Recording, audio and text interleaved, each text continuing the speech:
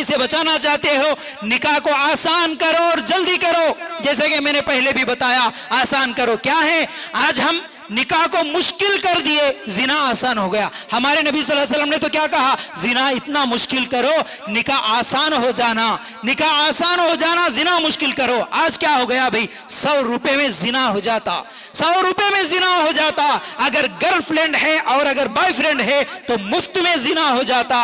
अगर वही लड़का, अगर वही लड़की माँ बाप से बोलता ले इसीलिए हलाल तरीके से मैं निकाह करना चाहता हूं, माँ बाप क्या बोलते, बेटा 5 लाख लेके आ, तेरी शादी कर दूंगा। निकाह 5 लाख, जिना 5 रुपए, 50 रुपए फ्री में जिना। आज हम क्या कर दिए, इसीलिए मुर्तद हो रही है, इसीलिए भाग रही है, इसीलिए जिनाकारियां हो रही है। मेरे भाइयों, अल्लाह के लिए गौर करना। फिर इसी तरह आखिरी चीज माहौल को अगर इन बुराइयों से बचाना चाहते हो तो फिर क्या है, बुराइयां फैलाने वाली चीजों से अपने आप को, अपने घर को बचा के रखो।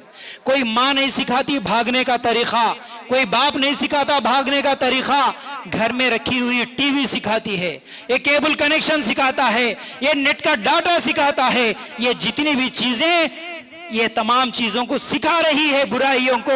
इन बुराइयों को सिखाने वाली चीजों को जब से घर से नहीं निकालेंगे जब तक, तो फिर हमारे बच्चे सुधरने वाले नहीं है। आज किसी की बेटी भागी होगी, कल हमारी बेटी भी भाग सकती है, ये खतरा है जब तक कि ये बुराइयां हमारे घर में रहेंगे। मेरे भाइयों, अल्लाह के लिए गौर करना। इसी के साथ मैं अपनी बात को खत्म करूंगा, लेकिन आखिरी बात बड़ी तकलीफ के साथ कहते हुए, मेरे भाइयों, हमको सिर्फ जुमा में मौका मिलता है किस चीज का, बयान सुनने का, यहाँ एक तकरीर सुनने का।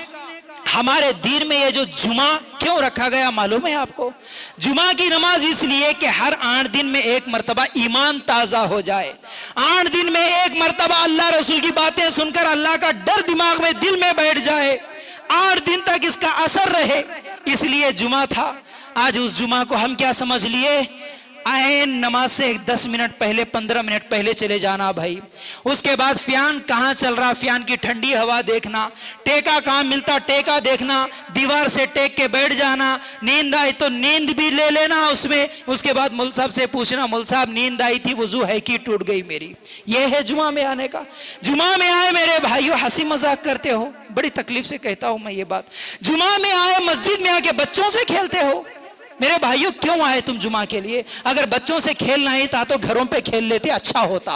अगर बच्चों को उठा लेना होता, बाजार में वही काम करते, घरों में वही काम करते, दुकानों में वही काम करते।